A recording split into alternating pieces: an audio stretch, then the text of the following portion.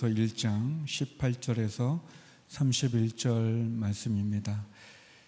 개역 개정 번역으로 고린도전서 1장 18절에서 31절을 한 절씩 교독하도록 하시겠습니다. 자막을 통해 교독하시겠습니다.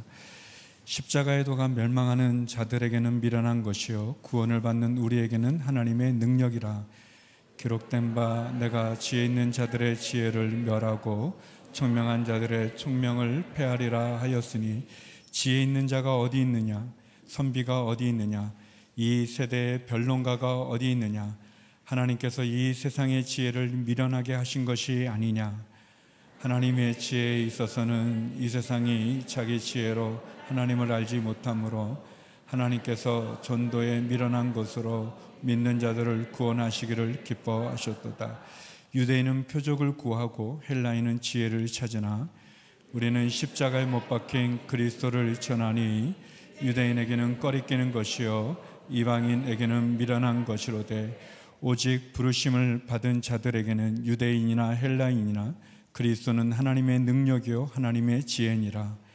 하나님의 어리석음이 사람보다 지혜롭고 하나님의 약하심이 사람보다 강하니라.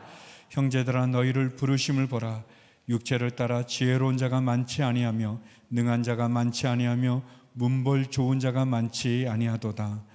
그러나 하나님께서 세상에 미련한 것들을 택하사 지혜 있는 자들을 부끄럽게 하려 하시고 세상에 약한 것들을 택하사 강한 것들을 부끄럽게 하려 하시며 하나님께서 세상에 천한 것들과 멸시받는 것들과 없는 것들을 택하사 있는 것들을 폐하려 하시나니 이는 아무 육체도 하나님 앞에서 자랑하지 못하게 하려 하심이라. 너희는 하나님으로부터 나서 그리스도 예수 안에 있고 예수는 하나님으로부터 나와서 우리에게 지혜와 의로움과 거룩함과 구원함이 되셨으니 기록된 바 자랑하는 자는 주 안에서 자랑하라 함과 같게 하려 함이라. 아멘. 고난주간 첫날 어떤 말씀을 증언할까 하는데 고난에 관련된 말씀을 계속 묵상하다 보니까 제가 정말 이 고난주간에 주님을 증언할 수 있을까? 내가 정말 예수님의 십자가를 지고 있는 것일까?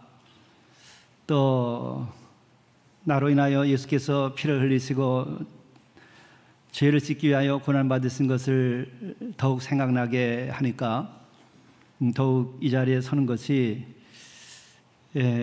자격이 있는가 하는 생각과 더불어서 더 큰 무거운 마음을 피할 길이 사실 없었습니다. 그러나 부름을 받아서 용기를 가지고 여러분들과 오늘 말씀을 나누고자 합니다. 우선은 오늘 봉독해 주신 말씀 외에 마태복음 26장 36절 이하의 말씀부터 좀 생각하며 오늘 말씀을 나눌까 합니다. 마태복음 26장 36절 말씀을 보면은 예수님께서 십자가를 지기 직전에 하신 행실이 나타납니다. 그것을 보면 예수님의 실체가 어떠한 분이신가 하는 것을 우리들에게 알려주십니다. 결론은 이 겟세마네 동산에 이르신 예수께서 기도하며 하나님께 그가 무릎을 꿇고 간구한 내용을 우리가 살펴보게 되면 역시 우리의 주님은 길이고 진리고 생명이시다, 세상에 오신 빛이시다 하는 생각을 다시 하게 됩니다. 그분의 완전한 사랑을 이루는 십자가의 길이 어떤 것인가 하는 것을 우리들에게 알려줍니다. 예수께서 제자들과 함께 겟세마네라 하는 곳에 이르러 제자들에게 이르시되 라는 말이 26장 36절 처음에 나옵니다. 마지막 죽음을 앞두고 그분이 찾아간 곳은 어디인가? 겟세마네입니다. 누구와 함께 갔는가? 무엇하러 간 것일까?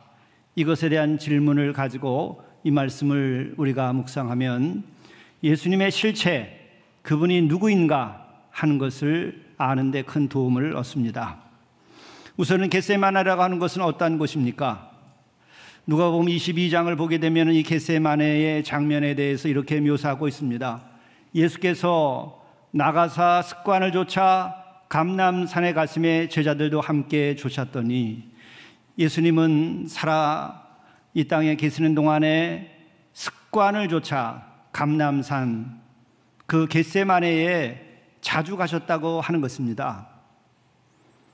이런 큰 그리스도와 같은 인물에게 습관이라는 말을 붙이는 것은 불경한 표현이기도 한 것입니다.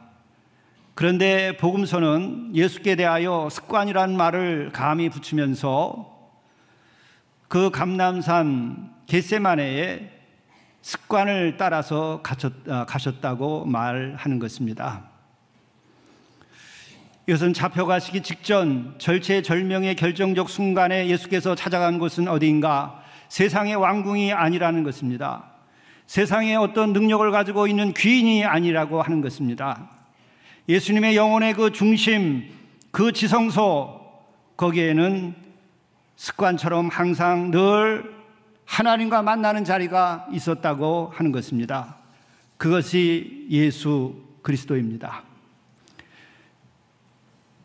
그 가운데에 진리가 있는 것이고 그 가운데에서 하나님의 나라가 역사하게 되는 것입니다. 예수께서는 절체절명의 죽음 앞에 선 그 시간에 사람과 상의하기 전에 먼저 하나님과 만났던 것입니다. 예수는 누구를 의지하셨습니까? 사람을 의지하지 아니하였고 세상의 권세를 의지하지 아니하였습니다. 그 어떤 것도 의지하지 아니하셨습니다. 오직 하나님만을 바라다보고 저 하늘을 바라다보고 기도한 것입니다. 그게 길이고 그게 진리고 그것이 생명으로 나가는 통로인 것입니다. 거기에서 빛이 우리에게 들어오는 것입니다. 우리에게 자신에게 우리도 주님께 속하였다고 한다면 우리도 이미 그 길로 가고 있어야 합니다. 우리는 과연 내 인생의 절체절명의 순간이 왔을 때에 우리는 누구를 찾아가는 것입니까? 우리는 누구를 의지하는 것입니까? 우리가 길을 따라가고 진리를 살아가고 있다고 한다면 우리는 우리 인생의 마지막 그 절망의 순간이 온다고 그럴 때 우리는 어디를 찾아가고 실패할 때 우리는 누구를 찾아갑니까? 누구를 찾아가도 좋겠지만 먼저 우리는 예수님을 따라야 됩니다. 예수님처럼 우리는 하나님 아버지 앞에 나가야 됩니다. 왜? 그것만이 우리에게 영원한 해결이 되기 때문에 그렇습니다. 거기만이 진정한 구원이 있기 때문에 그런 것입니다. 그리고 예수께서 함께 가셨는데 누구와 함께 가신 것입니까? 제자들과 함께 갔다고 말씀하십니다. 하나님께서 천지를 창조하셔서 이 하늘과 이 땅 위에 사람들로 하여금 살게 하셨는데 이 하늘과 땅 사이에서 진리를 찾고 생명을 찾고 영원한 것을 찾고 참된 것을 원하는 이들에게 나타나는 영적이고 신앙적인 현상은 무엇입니까? 그것은 스승과 제자라고 하는 특별한 만남의 현상이 나타납니다. 예수님은 그 자체가 길이시고 그 자체가 진리이시고 예수님은 그 존재 자체가 생명이시고 그 존재 자체가 세상에 오신 빛이기에 그분은 처음부터 제자를 불렀고 그리고 마침내 이 십자가 죽음 앞에 자리에서도 그가 함께 가자 한 이들은 그분의 제자들이었습니다. 제자들 말고 이 절체절명의 순간 십자가 앞에 죽음 앞에 선 그분이 누구를 데리고 갔습니까? 오직 한 무리들, 한 줌밖에도 되지 아니하는 제자들을 데리고 갔습니다. 왜 다른 이가 없습니까? 예수는 길이고 진리고 생명이고 세상에 오신 빛이기 때문에 그에게 함께하는 이들은 제자밖에 없습니다. 동업자를 데리고 가셨습니까? 예수께서는 처음부터 동업자가 없었습니다. 예수께서는 처음부터 길과 진리와 생명의 길로 간 것이지 이 세상에서 잃고 따는 게임을 한 분이 아닙니다. 일생 단 한 번도 예수 그리스도는 이 세상에 와서 잃고 따는 게임을 한 번도 하지 않았습니다. 그것이 길이요 진리요 생명이기 때문에 그렇습니다. 그게 우리의 주 예수 그리스도입니다. 왜 그럴까요? 세상의 재물로 진리와 생명과 구원을 얻을 수 있다고 한다면 예수께서도 동업자를 필요로 했을 것입니다. 그러나 예수께서는 우리에게 필요한 것, 우리의 구원에 필요한 것, 우리의 진정한 자유에 필요한 것은 무엇인가? 진리와 생명과 구원밖에 없기 때문에 그분은 동업자를 일생 동안 단 한 번도 필요로 하지 않았습니다. 우리가 세상을 살면서 재물은 필요하지만 그러나 세상의 재물이 하나님의 나라를 줄 수 있는 것은 아니기 때문에 예수는 이미 다 알고 계셨기 때문에 그 짧은 생애에서 불필요한 낭비의 삶을 살지 않았습니다. 예수께서는 자비를 베풀어 부자 청년에게 이야기했습니다. 그의 구원을 위하여 예수께서는 말씀하셨습니다. 가진 것을 팔아 가난한 자에게 나누어 주라. 부자 청년에게 가진 것이 배가 아파서 뺏은 것이 아니고 그의 부정한 것을 지적한 것이 아니라 부자 청년의 영혼을 진실로 사랑하고 자비롭게 생각하여서 그를 구원하기 위하여 내 가진 것을 가난한 자에게 나누어 주라고 하신 것입니다. 마태복음 26장에서 또 보게 되면 제자들과 함께 마지막 순간에 예수께서 제자들에게 요청한 것이 있었습니다. 그것은 무엇입니까? 여기 머물러 나와 함께 깨어 있으라. 제자는 주와 함께 깨어 있는 존재입니다. 주님 곁에 머물러 그분과 함께 깨어 있는 것이 제자의 도입니다. 함께 있으면서 깨어 있으라고 하는 것은 무엇입니까? 육신에 지지 말고 깨어 있으라는 의미를 담고 있습니다. 나와 함께 나의 고통을 함께 나누며 기도하며 깨어 있으라고 주께서는 말씀하고 있었습니다. 스승과 제자라고 하는 것은 서로 이용하고 이용해 먹는 것이 아니라 그의 마음과 마음, 그 영혼과 영혼이 하나가 되어서 함께 움직이는 존재입니다.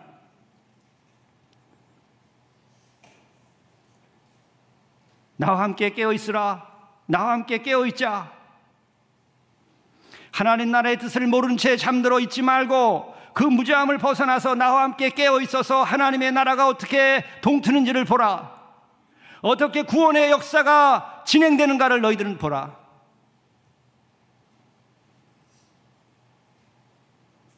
진리와 하나님의 나라가 어떻게 성취되는지 깨어서 나와 함께 기도하며 목도하자. 그런 말씀입니다.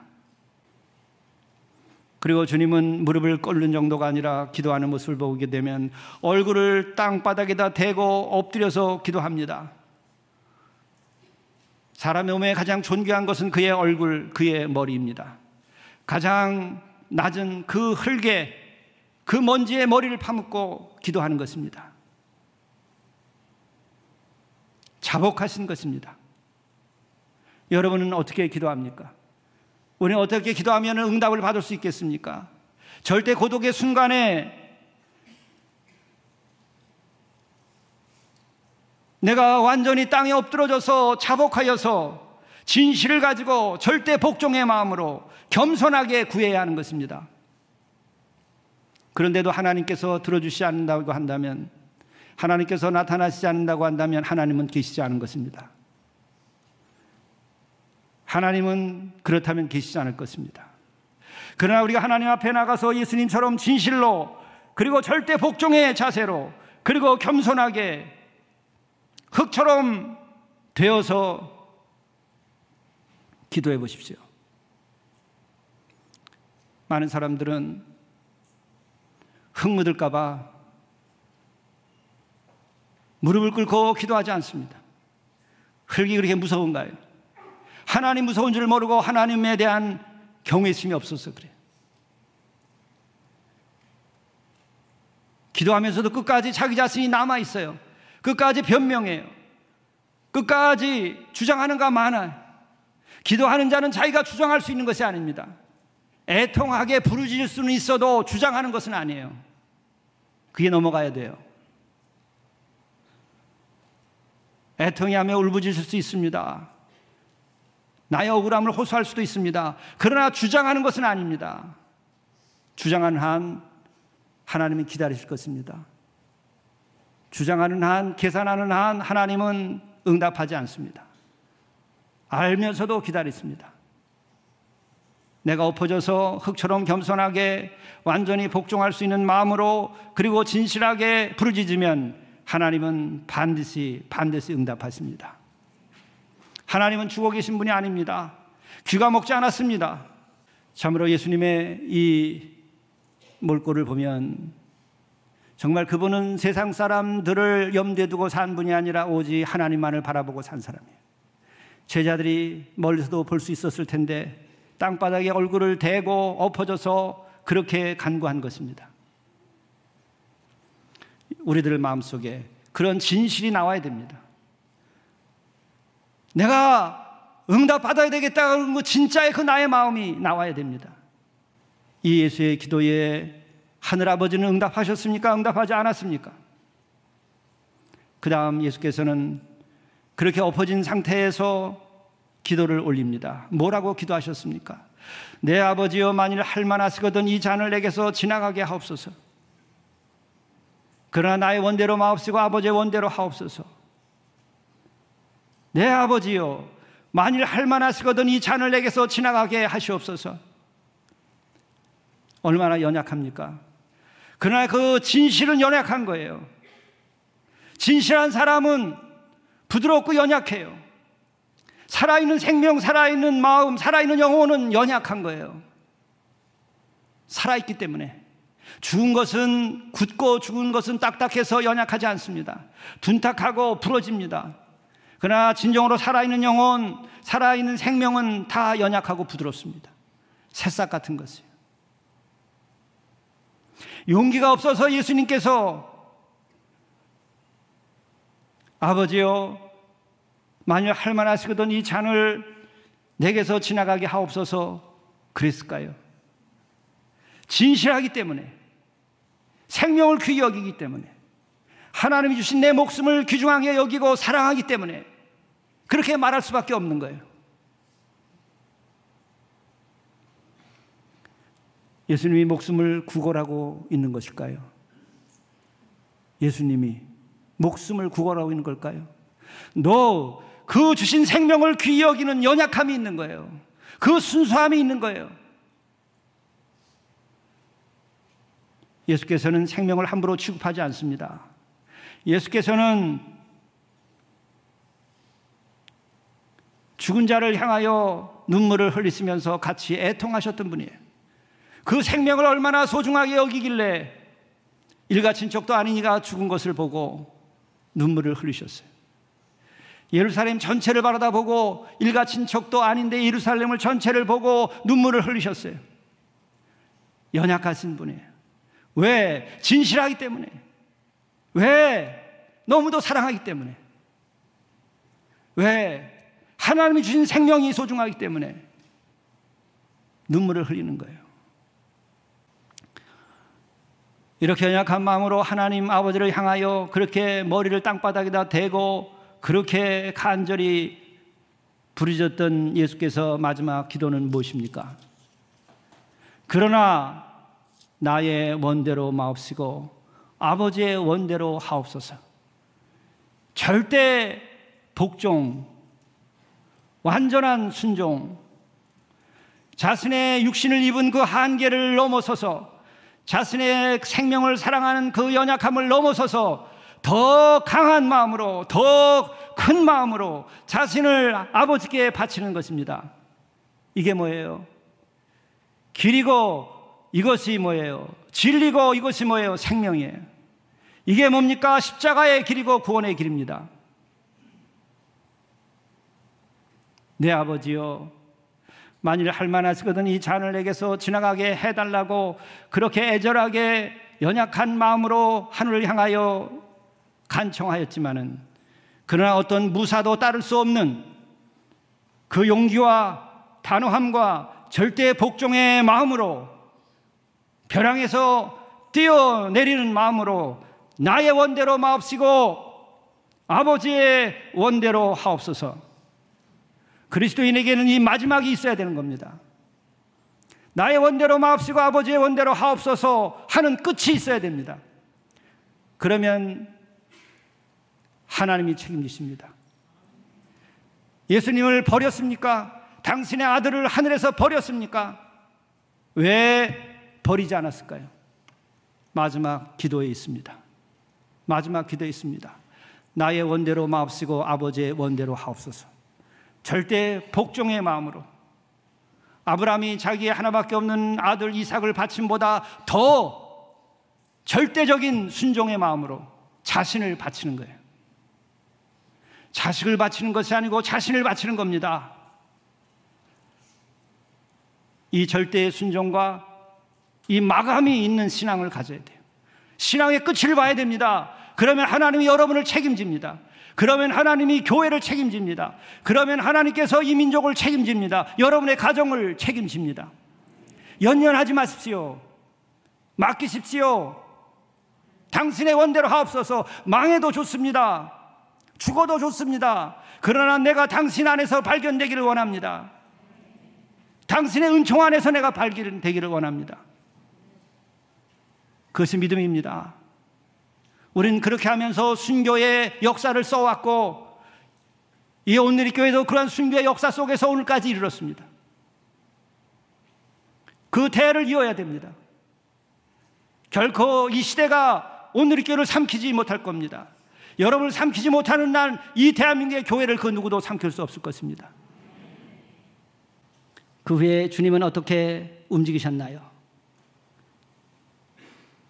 당신의 아버지의 원대로 하옵소서 하고 다 털고 일어났어요. 아버지의 원대로 하옵소서 다 털고 일어났어요. 그렇게 하고. 그리고 제자들에게 얘기합니다. 보라, 때가 가까이 왔다. 보라, 때가 가까이 왔다. 죄인의 손에 내가 팔릴 것이다. 그리고 뭐라 그래요? 일어나 함께 가자. 일어나 함께 가자. 나를 팔 자가 이제 온다. 예수님이 감상주의자입니까? 예수님이 연약합니까? 예수님은 정말로 여린 마음을 가지고 있지만 그는 천하가 무너져도 흔들리지 않을 사람이에요. 십자가 앞에서도 제자들과 함께 일어나 함께 가자. 보라, 나를 파는 자가 가까이 왔느니라. 그는 하나님께로부터 응답을 받았기 때문에 일어선 것입니다. 그리고 당신을 통하여 하나님의 나라 구원의 역사가 진행된다는 것을 그는 믿고 일어선 것입니다. 하나님께 복종한 것입니다. 이것이 뭡니까? 길이고 이것이 진리고 이것이 생명입니다. 오늘 우리에게도 주님은 요청하는 것입니다. 일어나 함께 가자. 마지막으로 묻습니다. 이 십자가의 길을 이제 팔리러 떠나는 예수는 패배의 길을 가는 것입니까? 실패의 길입니까? 그것이 멸망의 길입니까? 하늘아버지의 원대로 이루어진 것이기 때문에 승리입니다. 하나님의 뜻, 하나님의 나라가 성취되었기 때문에 승리입니다. 육신을 입은 참사람 예수 그리스도께서 자신의 육신의 한계를 뛰어넘어서 주님께 거룩한 산 제사로 자신을 바쳤기 때문에 승리입니다. 전지전능하신 분에게는 패배가 없습니다. 실패도 없고 오리도 없습니다. 주님이 가시는 이 길은 오직 하나 진리의 길이고 구원의 길입니다. 하나님의 나라를 성취하는 길입니다. 하나님의 통치가 이루어지는 길입니다. 구원의 길이요 부활의 길입니다. 역사를 완성하시며 의의 최후 승리를 이루시는 하나님의 통치입니다. 십자가의 못을 박던 이들까지 구원하는 완전한 사랑의 길입니다. 진리와 사랑으로 이기는 승리의 길입니다. 자신을 못 박은 이들까지, 자신을 조롱하는 이들까지 구원할 수 있는 완전한 사랑입니다. 십자가의 도가 멸망하는 자들에게는 미련한 것이지만 구원을 받는 우리에게는 하나님의 능력입니다. 이 세상의 지혜, 헬라의 지혜, 인간의 그 어떤 이론과 철학으로도 이와 같은 하나님 나라의 지혜와 능력을 알 수는 없습니다. 하나님 아버지의 원대로 십자가에 못 박히신 우리 주님은 오직 부르심을 받은 자들에게는 유대인이나 헬라인이나 그리스도는 하나님의 능력이고 하나님의 지혜입니다. 오늘이 온 지구촌에 여러분들이 십자가를 들고 복음을 들고 나가야 됩니다. 그러면 이길 자가 없을 것입니다.